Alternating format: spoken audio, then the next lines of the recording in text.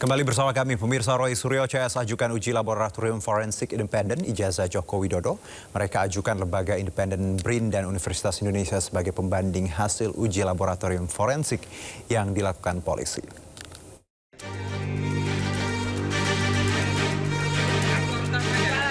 Roy Suryo CS mengajukan uji laboratorium forensik independen terhadap ijazah Joko Widodo. Dua institusi independen yang ditunjuk Roy Suryo CS adalah Laboratorium Forensik Universitas Indonesia dan Badan Riset dan Inovasi Nasional. Mereka menyerahkan pada penyidik untuk menetapkan salah satu dari kedua lembaga yang diajukan itu yang nantinya akan melakukan uji forensik pembanding.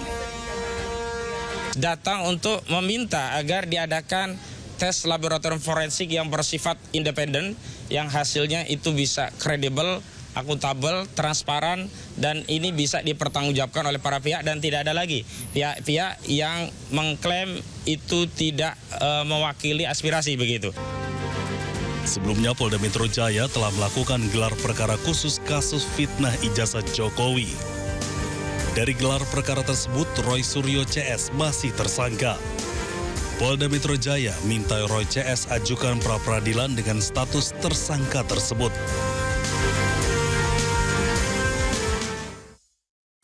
Pemirsa, mayoritas masyarakat Indonesia menolak usul pemilihan kepala daerah melalui DPRD. Survei LSI dan LSI Deni JA menyebut 66,1% responden tidak setuju pilkada tidak lagi dipilih langsung oleh rakyat. Lingkaran Survei Indonesia Deni JA merilis hasil survei terbaru terkait wacana pilkada melalui DPRD. Hasilnya sebanyak 66,1% responden menyatakan tidak setuju atau kurang setuju jika kepala daerah dipilih oleh DPRD. Sementara itu 28,6% responden menyatakan setuju dan 5,3% lainnya tidak memberikan jawaban. Survei ini melibatkan 1.200 responden di berbagai wilayah di Indonesia. Wawancara dilakukan secara tatap muka dengan metode multi-stage random sampling dan memiliki margin of error sekitar 2,9%.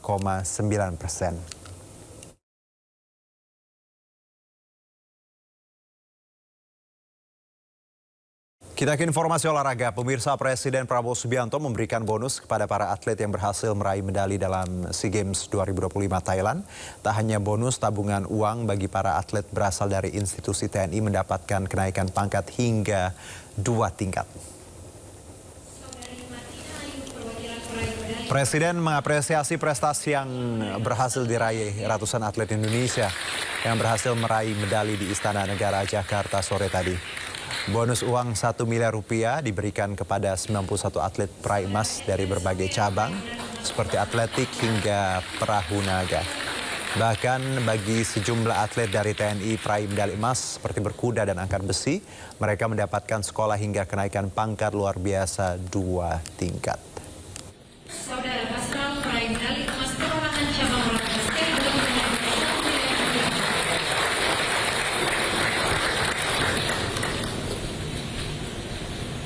Salah satu yang saya ingin pandai adalah salah satu atlet eventing itu berkuda yang sangat berbahaya dan sangat berat dari semua cabang naik kuda. Saya dapat laporan bahwa salah satu atlet itu berapa hari sebelumnya baru kecelakaan, kena tendangan kuda, rusuknya fraktur. Jadi dia bertanding dengan memegang tulang rusuknya.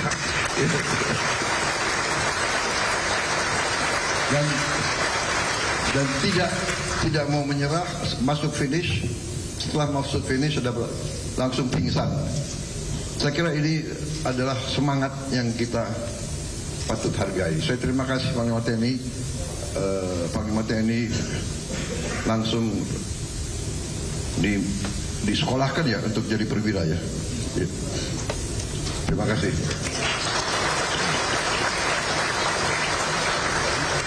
Saya juga terima kasih atlet kita juga ada yang memecahkan rekor dunia, ya. Saudara Rizky ya. Saudara Rizky ini waktu Olimpiade medali emas. Karena Olimpiade medali emas direkrut ke dalam TNI dengan pangkat Letnan 2. Di SEA Games dapat medali emas lagi dan pecahkan rekor dunia. Jadi saya dapat laporan Panglima TNI dengan gagah menaikkan pangkat atlet ini 2 tingkat.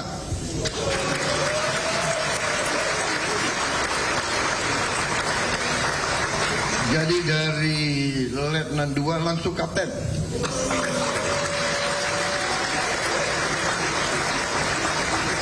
Karena Anda mengangkat nama kehormatan bangsa Indonesia di kancah dunia.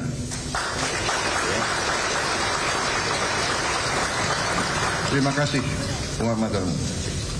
Kembali bersama kami, pemirsa. Presiden Prabowo Subianto menargetkan pembangunan 1.100 kampung nelayan merah putih pada tahun 2026. Jumlah kampung nelayan yang akan dibangun pada tahun ini dipastikan akan semakin banyak.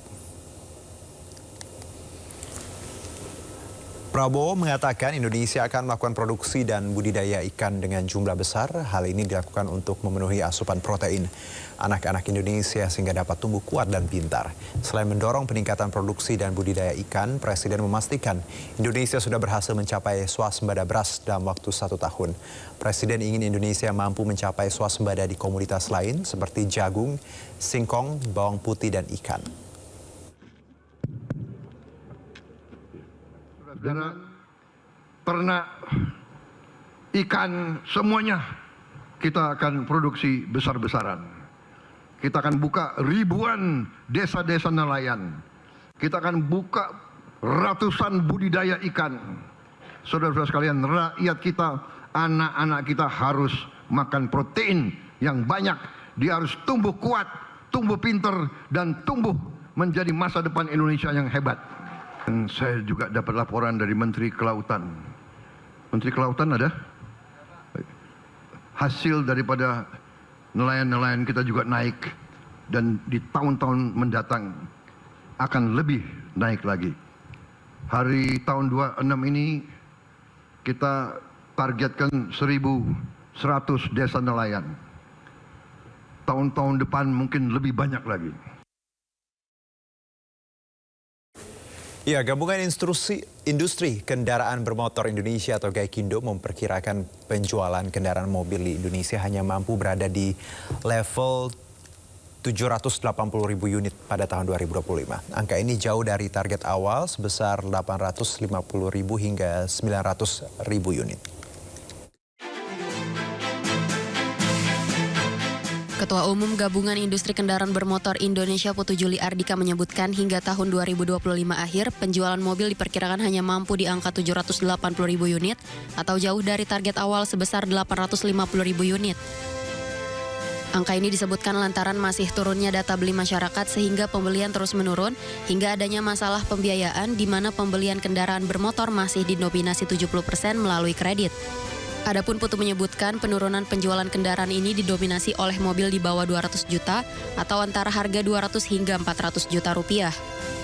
Perkirakan itu akan mencapai 780.000 unit kendaraan untuk tahun 2025. Itu memang masih di bawah proyeksi tahun lalu. Kalau ditanyakan faktor apa yang penyebabnya turun, ya, memang yang pertama mungkin masalah ekonomi, ya, pembelian dan penjualannya itu terus menurun. Terus yang kedua itu kalau kita lihat mungkin ada juga terkait dengan pembiayaan. Seperti diketahui awalnya, target penjualan mobil nasional 2025 dipatok 900.000 unit. Namun melemahnya pasar membuat GAIKINDO menurunkan target menjadi 800.000 unit, kemudian kembali direvisi menjadi 780.000 unit.